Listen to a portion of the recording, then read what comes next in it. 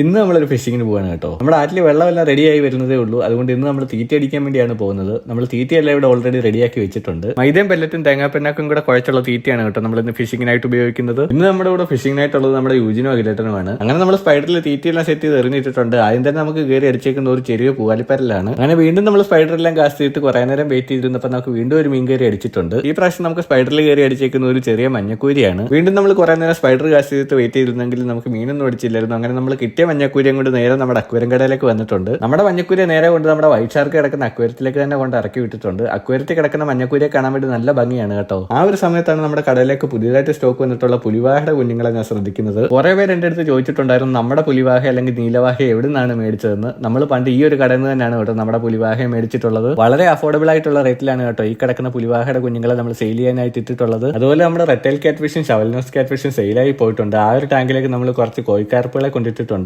ഇവരെയല്ല ഞാൻ ശരിക്കും കാണിക്കാൻ ഉദ്ദേശിക്കുന്നത് ഇവനെയാണ് കേട്ടോ. നമ്മൾ അത്യാവശ്യം നല്ല ഹ്യൂജ് സൈസുള്ള ഒരു കോഴിക്കാർപ്പിനെ തന്നെ ഇവിടെ കൊണ്ടിട്ടിട്ടുണ്ട് കേട്ടോ. ഇവന്റെ സൈസ് മാത്രമല്ല എടുത്തു പറയാനുള്ളത്, ഇവന്റെ ദേഹത്തെ കളറും കാണാനായിട്ട് നല്ല ഭംഗിയാണ് കേട്ടോ. അതുപോലെ നമ്മുടെ ഗപ്പി ടാങ്കിലേക്ക് കൊണ്ടിടാൻ വേണ്ടി നമ്മൾ കുറച്ച് സോട്ടയിലിനെയും കൂടെ മേടിക്കുന്നുണ്ട്. അതിനകത്ത് ഡെഡായി കിടന്ന ഒരു സോട്ടയിലിനെ നമ്മൾ നേരെ നമ്മുടെ അരോണക്കുഞ്ഞിന് ഫീഡ് ചെയ്യാൻ വേണ്ടി പോവാണ് കേട്ടോ. നമ്മുടെ സോട്ടയിലിനെ എടുത്ത് വെള്ളത്തിലോട്ട് ഇട്ട സമയം കൊണ്ട് തന്നെ നമ്മുടെ അരോണക്കുഞ്ഞ് ഓടി വന്നതിനെ സ്ട്രൈക്ക് ചെയ്തിട്ടുണ്ട്. നല്ല ആക്റ്റീവായിട്ടുള്ള അരോണക്കുഞ്ഞിനെ വേണ്ടുന്ന ആൾക്കാരുണ്ടെങ്കിൽ നേരെ നമ്മുടെ കടയിലേക്ക് കോൺടാക്ട് ചെയ്തു. അപ്പൊ ഇന്ന് ഇത്രയേ ഉള്ളൂ. Okay, by.